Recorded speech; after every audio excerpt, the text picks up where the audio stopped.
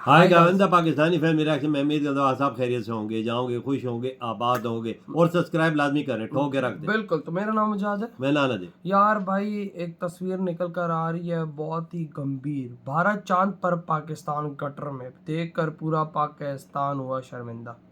क्या बोल रहा है भाई? इंडिया तो चांद पे पहुंचे हो, पाकिस्तान गटर में। गटर में ये हाँ। क्यों? अब ये तो मुझे नहीं पता, ये तो वॉच करेंगे तब इसके बारे में हमें भी आइडिया लगेगा कि आखिर ये क्या चीज निकल कर आ रही है। और कौन करते हैं स्टार्ट। एक बात आज वाज़ेह होगी कि एक तस्वीर, एक झलक ने किस तरीके से पूरे के पूरे निजाम की दौड़ें लगवा दी है। नाज़रीन, एक तस्वीर, सिर्फ एक तस्वीर ने कोहराम मचा दिया है। आज हालात ये हैं कि दुनिया चांद पर जा रही है और हमारे यहाँ मासूम बच्चे खुले हुए गटर में गिरकर मर रहे हैं।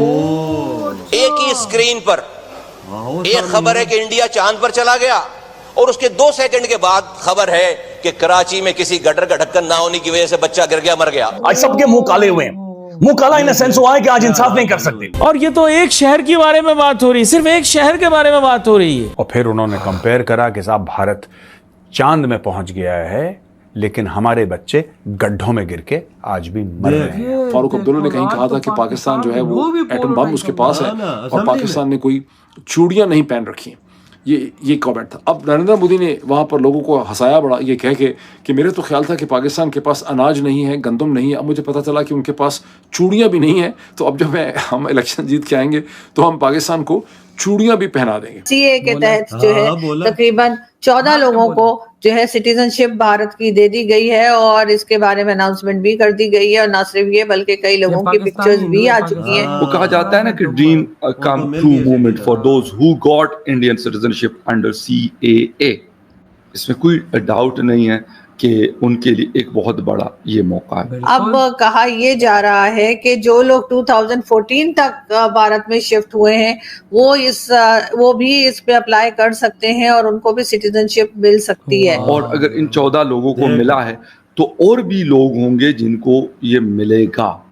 इंडिया इस तरफ बहुत ज्यादा तवज्जो दे रहा है यार। जो लोग हैं ना, इंडिया कहाँ जा रहा है और हमारे बच्चे अभी तक गटर। दोस्तों, आप सब जानते हैं पाकिस्तान के इस वक्त की हालत, जहां पाकिस्तान अपने हिस्ट्री के सबसे बुरे इकोनॉमिक क्राइसिस से तो गुजर रहा है, जहां पर कोई भी देश पाकिस्तान को भीख तो क्या कर्ज भी देना नहीं चाहते हैं। और इसके साथ साथ पाकिस्तान के सभी प्रोविंसेस में प्रोटेस्ट चल रहे हैं इन्फ्लेशन के खिलाफ। जिस तरह से दोस्तों पाकिस्तान में इन्फ्लेशन काफ़ी हद तक बढ़ चुकी है, वहीं दोस्तों दूसरी तरफ भारत हर एक दिन तरक्की कर रहा है। और इस चीज़ को लेकर के पाकिस्तान के एक मिनिस्टर अपने पार्लियामेंट में बात कर रहे हैं किस तरह से भारत चांद पर चला गया है। वहीं दूसरी तरफ पाकिस्तान में अब तक सीवेज लाइन तक नहीं बना है और इस गटर में गिरकर बच्चों की मौत हो रही है। और भारत की तरक्की का राज ये है कि भारत ने कई साल पहले अपने यहाँ IITs और IIMs जैसे कॉलेज बनाए थे, जिससे भारत के लोग बड़े बड़े कंपनीज के CEO बने हुए हैं। वहीं पाकिस्तान अपने लोगों को बेसिक फैसिलिटीज़ भी प्रोवाइड नहीं कर पा रहा है। तो चलिए इसी पर आगे पाकिस्तानी मीडिया का रिएक्शन देखते हैं। MQM, उस MQM का एक लीडर, उसने एक बड़ी तड़कती भड़कती तकरीर करी है। अच्छा, और मैं चाहता हूं कि आप थोड़ी सी तकरीर सुने। उनकी जो स्पीच थी पाकिस्तानी पार्लियामेंट में, वो आप सुने।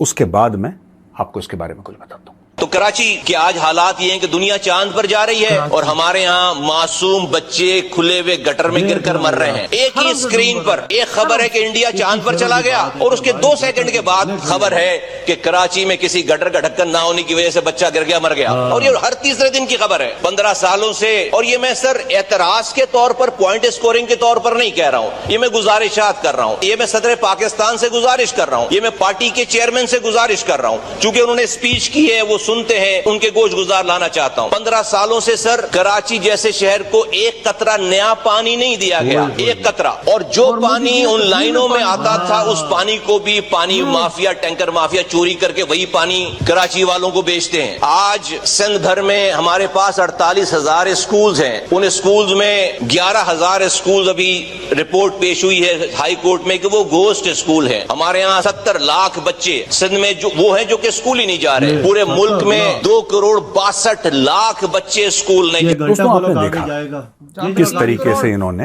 अपना जो दर्द है वो बयान करा है।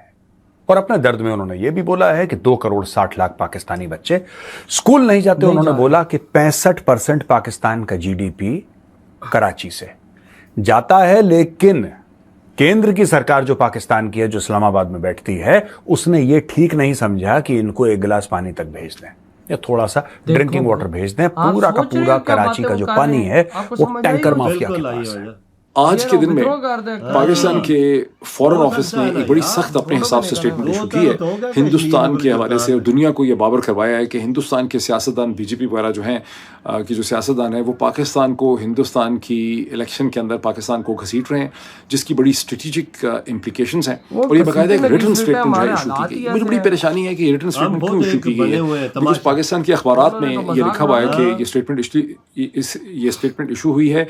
नरेंद्र मोदी ने बिहार के अंदर 2 दिन पहले जो स्टेटमेंट्स पाकिस्तान के हवाले से दिए हैं, ये उसके रिएक्शन और रद्द अमल में पाकिस्तान के फॉरेन ऑफिस की स्टेटमेंट हमारे सामने। मैं बड़ा कंफ्यूज हूँ कि ये नरेंद्र मोदी के जवाब में उन्होंने किया है या अमित शाह ने जो स्टेटमेंट दी थी पिछले जुमे को और फिर सैटरडे को आज़ाद कश्मीर के हवाले से कि हम कब्जा कर लेंगे और आज़ाद कश्मीर का एक एक इंच और एक एक चप्पा जो है वो हमें बिलोंग करता है, हमने उसके हवाले से 26 सीटें रखी हुई हैं हिंदुस्तान की पार्लियामेंट के अंदर, तो उसके हवाले से रद्द अमल कर रहे हैं, ये बीजेपी की या नरेंद्र मोदी की स्टेटमेंट्स के हवाले से रद्द अमल कर रहे हैं। अच्छा, अब ये कहते हैं ये है कि रीजनल स्टेबिलिटी जो है बीजेपी के लीडर्स की जो स्टेटमेंट्स हैं उससे, और जो हमें घसीट रहे हैं अपने इलेक्शन के अपनी पॉलिटिक्स में, उससे जो रीजनल स्टेबिलिटी है उससे खतरा लाक है। कौन सा खतरा लाक है भाई साहब, कौन सा खतरा है तुम लोगों को? हम लोग खुद एक मजाक हैं, अगर वो मजाक उड़ाएं तो हमें इसमें बुरा नहीं लगना चाहिए, क्योंकि हमने खुद ही अपने आप को भिखारी बोला है, हमने खुद ही अपने आप को चोर बोला है, हमने खुद ही अपने आप को सब कुछ बोला है, तो वो बोल देंगे तो क्या है भाई? हम तमाशा बने हुए हैं, लोग देख रहे हैं, दुनिया देख रही है, इंटरनेशनल मीडिया देख रहा है। अब हमारा पीएम बोलेंगे हम लोग बाहर जाके भीख मांगते हैं, तो अगर वहां पे बैठा मोदी अगर बोल देगा तो क्या है? और वो तो बात तो सही कह रहा है कि वे भिखारी हैं। उन्होंने कौन सी पूरी दुनिया बोल रही है यार, पूरी दुनिया इंडिया में बोल रहा जा रहा तो बोल अभी लगता है योगी जी की तकरीरें उन्होंने सुनी, वो जो ठोक रहे हैं ना हमें, वो फिर एक अलग ही है। और यार देखो इंडिया वाकया में देखो, आज हमारे लीडर्स बोल पड़े। कराची देखो, कराची कहता है कि ये कराची का बड़ा लीडर था, वो कहता है कि भाई 65% पैसा पूरे पाकिस्तान को कराची दे रहा है, और तुमने कराची में एक गिलास पानी साफ नहीं भेजा। वो कहता है कि भाई साहब हमारे कराची में गटर खुले हुए, गटरों के अंदर बंदे गिर गिर के बच्चे मार रहे हैं, तुमने कराची को क्या दिया? हम लोग 65% 65% पाकिस्तान को पैसा दे रहे हैं। और सिंध का 3 करोड़ बच्चा स्कूल ही नहीं जा रहा।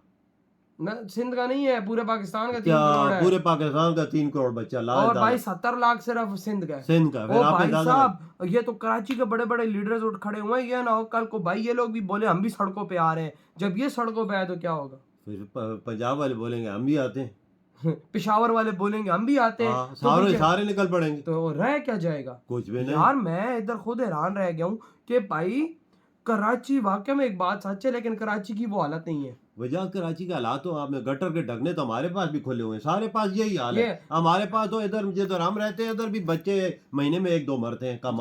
इस तरह गटर में एक्सीडेंट्स होते हैं, गटर में गिर के। उधर ढक्कन नहीं होते, वो चरसी राती अगर लोहे का ढकना हो वो उठा के ले जाते हैं, भेज देते हैं। हमारे पास ये हालात बने हुए, ये चीज है। और भाई जब हटा के कोई ले जाए फिर लगाने वाला कोई आता ही नहीं, बल्दिया वाले आते ही नहीं, ये बल्दिया का काम होता है ना। लेकिन भाई वही हाल है ना कि भाई वो देखो वो चांद पे पहुंच गए और इधर अभी तक गटरों के ढक्कन नहीं बंद है। कितनी शर्म की बात है हमारे लिए कि भाई एक तस्वीर ने इंटरनेट पर आते ही एक तरफ भाई इंडिया का झंडा चांद पे लगा हुआ है, दूसरी तरफ इधर गटर खुला और बच्चा नीचे गिर के मर रहे हैं। ये हमारी हालात है। ये तस्वीरें इंटरनेट पे वायरल हो रही हैं, कितनी शर्म की बात। ऊपर से तुम लोग बोलते हो कि भाई साहब इंडिया हमारा मजाक उड़ा रहा है, इंडिया हमारा मजाक न उड़ाए तो क्या करें, हम खुद एक मजाक हैं। बिल्कुल, एक टाइम था कि इन पे इंडिया पे तंज कसते थे, याद हो तो। आज खुद ऐसे बने हुए हैं कि इन पे लोग तंज कस रहे हैं। वही तंज कस रहा है। तो यार आपके क्या था इधर बुढ़ा समझ दे तो